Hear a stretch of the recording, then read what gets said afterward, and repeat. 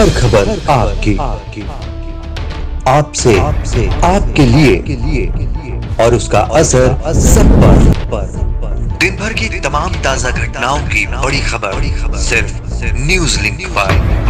निर्भीक, निष्पक्ष, निरंतर।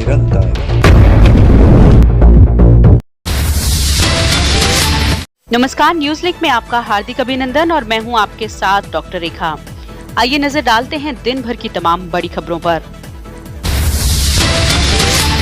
प्रधानमंत्री नरेंद्र मोदी ने भारत में सेमीकंडक्टर इकोसिस्टम को बढ़ावा देने के मकसद से गांधीनगर में सेमिकॉन इंडिया 2023 कॉन्फ्रेंस का किया उद्घाटन।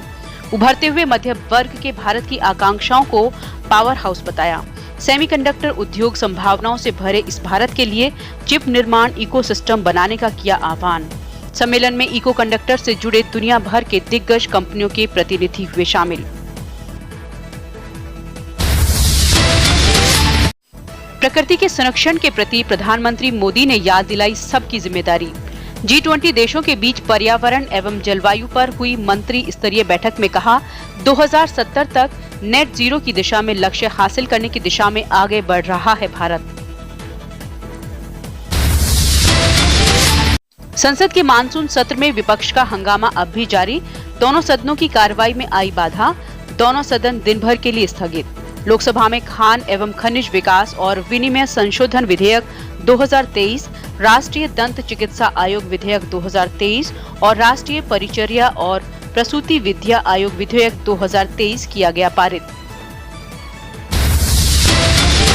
तमिलनाडु में आज से शुरू बीजेपी की पदयात्रा। केंद्रीय गृह मंत्री अमित शाह रामनाथपुरम में एन मक्कल एन मन, माई लैंड माई पीपल यानी मेरी भूमि मेरे लोग यात्रा की शुरुआत। 6 महीने तक चलने वाली यात्रा राज्य के सभी विधानसभा क्षेत्रों को करेगी कवर। भारत जापान फार्म उद्घाटन सत्र में बोले विदेश मंत्री, भारत के आधुनिकीकरण में स्वाभाविक भागीदार है जापान। वहीं जापानी विदेश मंत्री ने द्विपक्षीय संबंधों के विस्तार के लिए लोगों के बीच आदान प्रदान को बढ़ावा देने पर जोर दिया।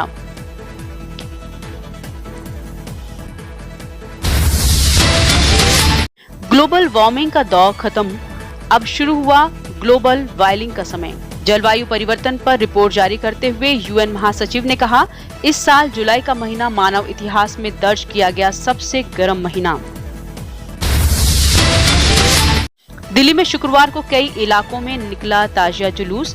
मुहर्रम के मौके पर निकाले जाने वाले ताजिया जुलूस के दौरान कई रास्तों पर यातायात रहा धीमा। दिल्ली ट्रैफिक पुलिस की इसे लेकर एक एडवाइजरी भी जारी की गई थी।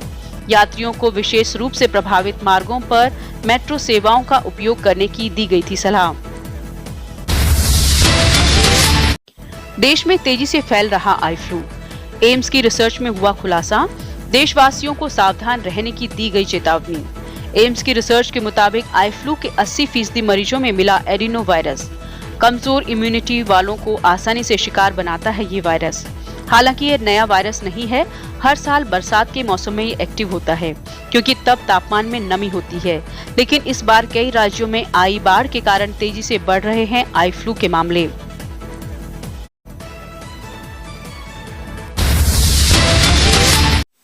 अरुणाचल प्रदेश के सियांग जिले में शुक्रवार सुबह 8:30 बजे आए भूकंप के तेज झटकों से हिला पांगिन शहर।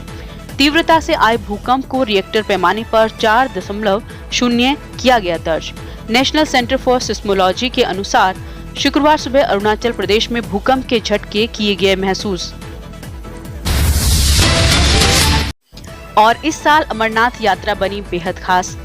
भक्तों ने बनाया अनूठा रिकॉर्ड। अब तक 3,69,000 श्रद्धालु कर चुके हैं बाबा अमरनाथ के दर्शन। पिछले साल का टूटा रिकॉर्ड। साल 2022 में पूरे सीजन कुल 3,65,000 तीर्थयात्रियों ने बाबा बर्फानी के किए थे दर्शन। फिलहाल इस बुलेटिन में इतना ही। आप बने रहें न्यूज लिंक के साथ। नमस्कार।